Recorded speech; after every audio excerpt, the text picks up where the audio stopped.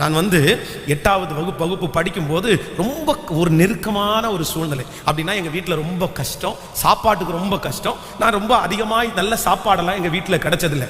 அப்போ என்னுடைய மூத்த அண்ணன் செங்கல் சொல்லிக்கு வேலைக்கு போவான். அவன் கையில் பணம் இருக்கும். அப்போ அவன் என்ன சொல்லுவான் அப்படின்னா, என்னை பார்த்து சில வேலைகளை எல்லாம் அவன் செய்ய சொல்லுவான். அந்த வேலை பிடிக்காத வேலையாக இருக்கும், அது ரொம்ப மோசமான வேலையாக இருக்கும். ஆனால் கூட அந்த வேலைகளை அவன் செஞ்சு முடிச்ச உடனே 10 காசு என் கையில் கொடுப்பான்.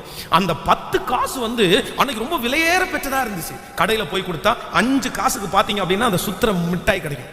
அப்படியே கைத்துல சுத்துவோம் பாருங்களேன், 5 காசு, அதுல 2 வாங்கிடலாம், அவ்வளவுதான். அப்படியே சுத்தி நாக்க வெளியே நீட்டி அந்த நாக்கில் அது படும், அப்போ அது டேஸ்டா இருக்கும். அப்படியெல்லாம் வாழ்ந்தோம். அப்போ ஒரு நாள் எங்க அம்மா எங்கள் வீட்டில் நிறைய ஆடு மாடுகள் நாங்கள் அப்போவே வளர்த்திட்டு வந்தோம். அப்போ எங்கள் அம்மா ஒரு மாடு கொஞ்சம் ரொம்ப பலவீனமாக இருந்ததுனால பக்கத்தில் இருக்கிற அந்த வெட்டினரி டாக்டர், ஒரு மிருகத்தை எல்லாம் பார்க்குற அந்த ஹாஸ்பிட்டலுக்கு கூட்டிகிட்டு போனாங்க.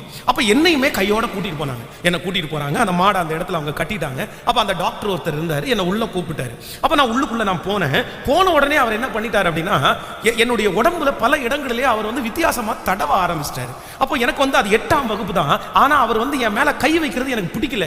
இல்ல, இவர் சரியில்லை, இவர் வேற விதமா ஏதோ தப்பா என் மேல கை வைக்கிறாரு. உடனே அவருடைய டிராவை திறந்து ஒரு 5 ரூபாய் எடுத்தாரு. அன்னைக்கு 5 ரூபாய் எல்லாம் இன்னைக்கு கோடிக்கு சமம் மாதிரி. அந்த 5 ரூபாய் ஐயோ இவ்வளோ காசு கொடுக்குறாரா.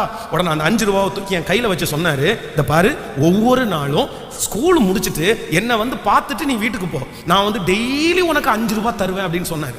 அப்போ எங்க அம்மா கூப்பிட்டு பேசினாரு, உங்க பிள்ளை ரொம்ப கஷ்டப்படுறாரு, நீங்களும் ரொம்ப கஷ்டப்படுறீங்க, ஒன்று பண்ணுங்க, உங்க பிள்ளைய நீங்க டெய்லி சாயந்தரம் விட்டீங்கன்னா நான் இந்த ட்ரீட்மெண்ட் எல்லாம் அவனுக்கு கத்து கொடுத்துருவேன், கொஞ்சம் கொஞ்சமா கவர்மெண்ட் வேலையில் அவனை சேர்த்து விட்டுருவேன், அதனால நீங்க விட்டுருங்க அப்படின்னாங்க. எங்க அம்மா உடனே பெரிய சந்தோஷம்.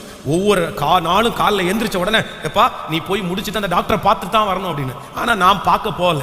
எங்க அம்மா பயங்கரமா திட்டுறாங்க, என்னென்னமோ திட்டுறாங்க, உனக்கு உருப்பட வேண்டிய வழியை தெரியல, நீ அப்படிப்பட்டவன் இப்படிப்பட்டவன், எப்படி கடவுள் ஒரு வாய்ப்பை கொடுத்தாரு, அந்த வாய்ப்பை நீங்க மிஸ் பண்ணிட்டு இருக்கிறீங்க.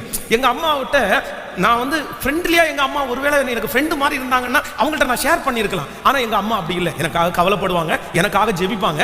ஆனா என்னுடைய பர்சனல் விஷயத்தை எங்க அம்மாட்ட ஷேர் பண்ற அளவுக்கு எங்க அம்மா நெருக்கமானவர்கள் அல்ல. ஆனா பல மாதங்கள் என்ன திட்டுனாங்க, ஆனா நான் போகல. ஆனா ஒன்று நினைக்கிறேன், அன்றைக்கு மட்டும் அந்த 5 ரூபாவுக்கு ஆசைப்பட்டு நான் அந்த மனுஷனுடைய வார்த்தைக்கு சம்மதித்திருந்தேனே, ஆனால் இன்றைக்கு இந்த ஆலயத்துல ஊழியக்காரனா நின்றுக்க முடியாது. ஆனால் என் தேவன் என் மேல் வைத்த பெரிய இரக்கம் என்ன அப்படின்னா, நீ நோ சொல்லு அப்படின்னு கர்த்தர் என்னுடைய இருதயத்திலே பேசின வார்த்தைக்கு கீழ்ப்படிஞ்சதுனால கர்த்தர் இன்றைக்கு என்னை ஊழியக்காரனாய் நிறுத்தி இருக்கிறார்.